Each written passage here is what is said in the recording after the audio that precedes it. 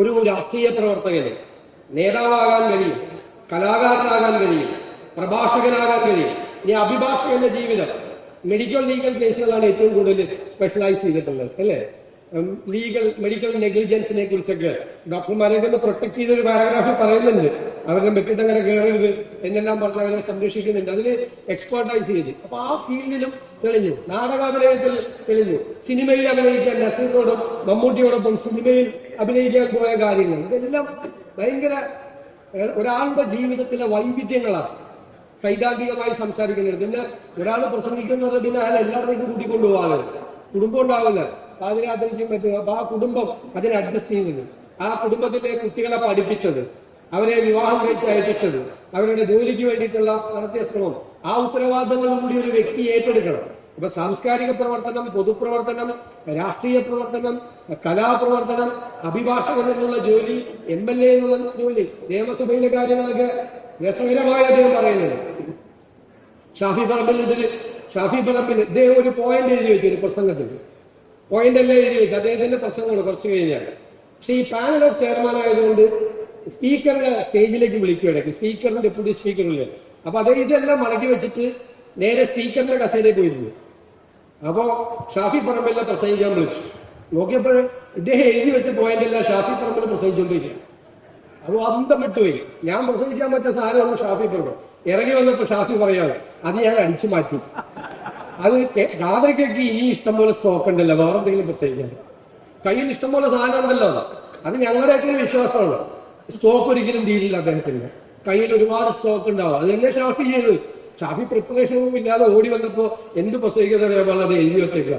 ആ സൗഹൃദമാണ് അദ്ദേഹത്തുമായിട്ട് ഞങ്ങൾക്ക് എല്ലാവർക്കും, ആ സ്നേഹബന്ധമാണ് ഉണ്ടായിരുന്നത്. അതെല്ലാം നിയമസഭയിൽ MLA ഫണ്ട് കൊണ്ടുവരാൻ ശ്രമിച്ചത് ഉൾപ്പെടെ അദ്ദേഹം നടത്തിയല്ല. ഞാൻ എല്ലാ കാര്യവും വായിച്ചാൽ നിങ്ങളൊരു പുസ്തകം മേടിക്കും. അത് കുറെ ഇതിനേക്കാൾ വിറ്റുണ്ട്, ഞാൻ മുഖം പറയുന്നതാണ്. നിങ്ങൾ പുസ്തകം വായിച്ച് നിങ്ങൾ എല്ലാവരും വായിക്കണം. തീർച്ചയായിട്ടും അതൊരു മനോഹരമായ ആലങ്കോട് ലീലാകൃഷ്ണന്റെ അതിമനോഹരമായ ഒരു അവതാരം. പുസ്തകത്തിന്റെ ഉള്ളു കണ്ടറില്ല, രസകരമായിട്ടാണ് അദ്ദേഹം പറയുന്നുണ്ട്. ഇതെല്ലാം ഇപ്പൊ ഞാൻ പറയുന്നതും അദ്ദേഹം പറയുന്നതൊക്കെ തമ്മിൽ ഒരുപാട് താരതമ്യം വരും, അല്ലെ? നമ്മൾ പ്രത്യേകമായി ശ്രദ്ധിച്ചെടുക്കുന്ന ചില ഭാഗങ്ങൾ, അത് അതിമനോഹരമായ ഈ പുസ്തകത്തിന് യോജിച്ച അതിമനോഹരമായ ഒരു അവതാരം. അതിന് ഞാൻ ശ്രീ ആലങ്കോട് ലീലാകൃഷ്ണനെ അഭിനന്ദിക്കുന്നു. പ്രത്യേകമായി അഭിനന്ദിക്കുന്നത് ശ്രീ ഫസ്മി റഹ്മാനെയാണ്. ഇത് കേട്ടെഴുതിയെന്നാണ്, അത്ര എളുപ്പമല്ല ഇത് കേട്ടെഴുതാൻ. അത് ഭംഗിയായി അതിന്റെ വൈകാരികമായ ഭാവങ്ങൾ ചോർന്നു പോകാതെ അതിഭംഗിയായിട്ടാണ്, അത്ര ഭംഗിയായിട്ടാണ് എഴുതിയിരിക്കുന്നത്. ഒരു രാജന്റെ മരണമൊക്കെ പറയുന്നുണ്ട്. എനിക്ക് തന്നെ സങ്കടം വന്നു. നമുക്ക് അറിയാവുന്ന ഒരാൾ വിമാനാപകടത്തിൽ മരിച്ചിട്ട് ആദ്യത്തെ ഫോൺ വരുമ്പോഴുള്ള ഒരു സംഭവം ഞാൻ എന്റെ ഉള്ളൊന്ന് തേടി. അതാ എഴുത്തിന്റെ പ്രത്യേകത ഉണ്ട്. അതിന്റെ വൈകാരിക ഭാവങ്ങൾ കളയാതെ ഒരു മനോഹരം. ഞാൻ പറയുന്നത് എല്ലാവരും ആയിരുന്നു. നമുക്ക് നമ്മുടെ ജീവിതത്തിന്റെ വ്യത്യസ്തമായ ഭാവങ്ങളെ, ബാല്യത്തെ, നമ്മുടെ യൗവനത്തെ, നമ്മുടെ വൈവാഹിക ജീവിതത്തെ, നമ്മുടെ പൊതുപ്രവർത്തനത്തെ എല്ലാം നമുക്ക് ഓർത്തെടുക്കാൻ കഴിയാവുന്ന തരത്തിലുള്ള അതിമനോഹരമായ ഒരു, ഞാനെന്റെ ആത്മകഥ എന്നൊന്നും പറയുന്നില്ല, അതിനൊക്കെ എഴുതാൻ അദ്ദേഹത്തിന് ഇഷ്ടമുണ്ട്.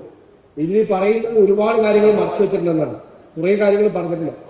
അപ്പൊ അത് ഒന്നും കൂടി അത് വേറെ തരത്തിൽ അത് ഇനിയും വരുമെന്നാണ് ഇതിന്റെ തുടർച്ചയായിട്ട് ഇനിയും പുസ്തകങ്ങൾ ഉണ്ടാകുമെന്ന് തന്നെയാണ് ഞാൻ പ്രതീക്ഷിക്കുന്നത്.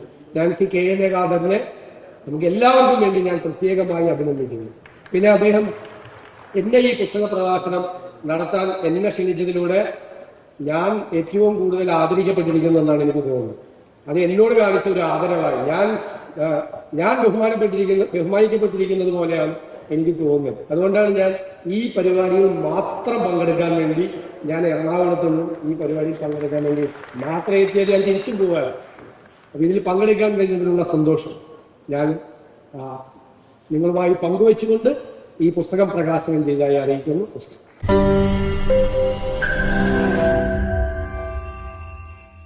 ലോകത്തെവിടെയായാലും ഏത് സമയത്തും 24 വാർത്തകളും ഓഗ്മെന്റഡ് റിയാലിറ്റി പാക്കേജുകളും എക്സ്പ്ലെയിനറുകളും വിശദമായി കാണാൻ ഞങ്ങളുടെ യൂട്യൂബ് ചാനൽ നിങ്ങൾക്ക് സബ്സ്ക്രൈബ് ചെയ്യാം.